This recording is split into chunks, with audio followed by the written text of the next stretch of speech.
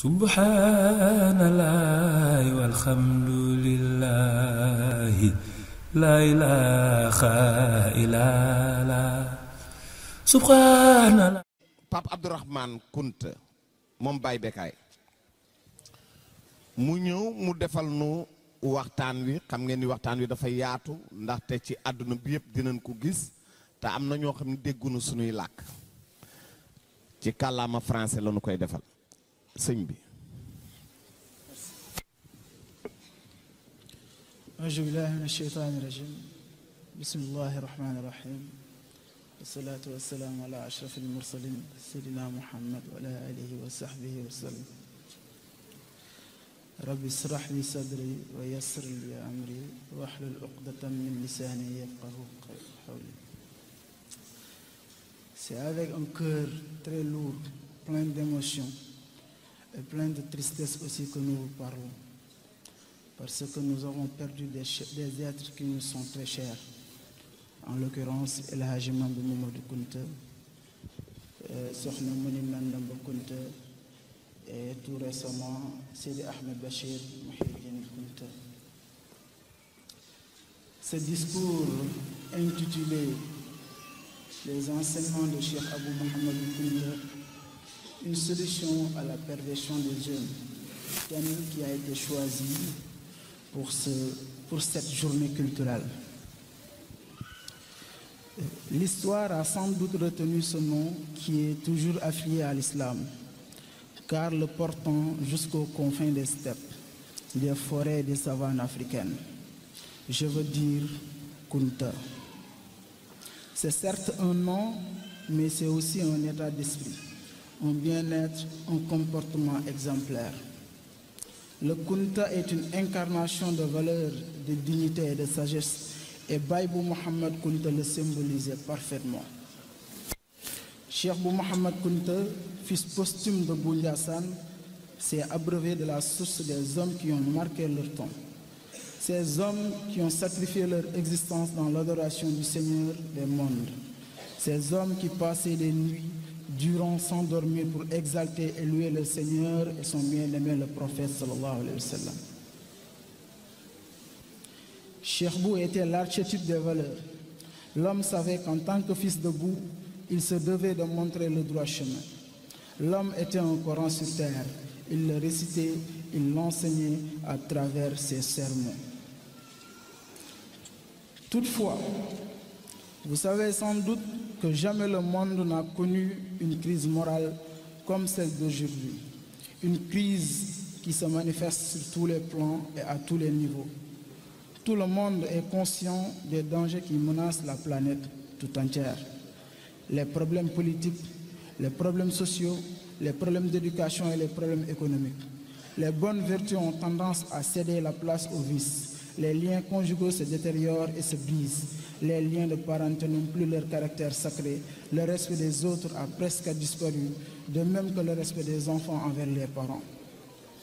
Le respect de la femme envers le mari.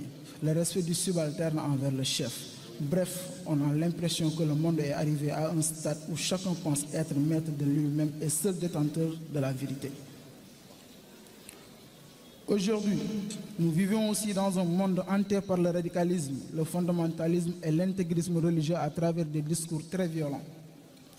Dans un monde où la société est en face à la dépravation des mœurs, les avancées technologiques sapent les fondements et les valeurs de nos civilisations. La jeunesse d'aujourd'hui perd de plus en plus ses repères et en se livrant à une idéologie sans limite, c'est-à-dire il faut que la jeunesse se fasse. Oui, bien évidemment, il faut que la jeunesse se fasse, mais à quelle manière, à quel temps et à quelle fin? Ces questions dont beaucoup de jeunes ne sauraient les répondre car Dieu a dit « La corruption est apparue sur la terre et dans la mer à cause de ce que les gens ont accompli de leurs propres mains. On fait qu'Allah leur fasse goûter une partie de ce qu'ils ont œuvré. Peut-être reviendront-ils vers Allah » Sourate 30, verset 41. Ainsi, Baye Bou nous en donne les réponses à travers un discours et un comportement digne d'un héritier de la Baraka Kounti. Baye avait un comportement qui rappelait celui du prophète. Tout simplement, il avait une maîtrise de son ego, c'est-à-dire le nafs. car ce dernier représente une tâche majeure pour ceux qui veulent accéder au plus haut degré de la spiritualité. Ainsi, Baye est l'incarnation de ce verset humain.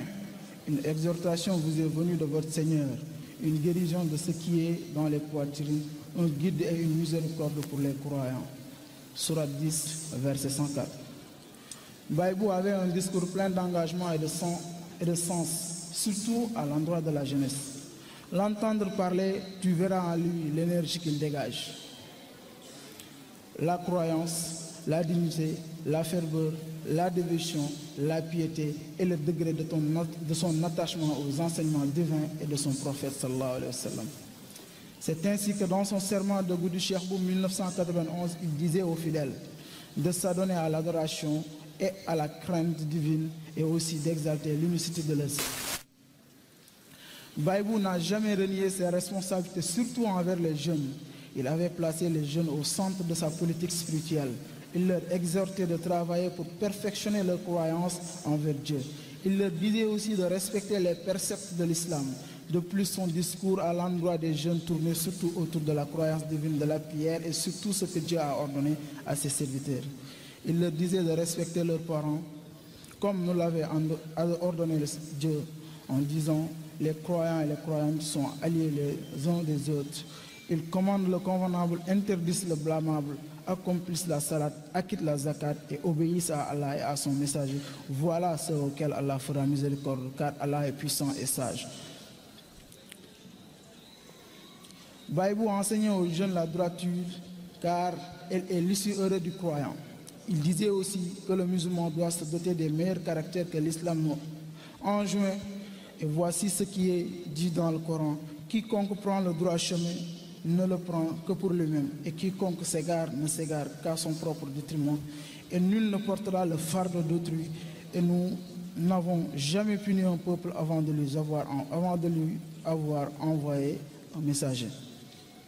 Sur l'espoir et le perfectionnement des jeunes, la Jama en est une parfaite illustration, car c'est une structure qui œuvre afin que les jeunes puissent préserver leur dignité, leur religion, leurs valeurs et leurs vertus. Toutefois,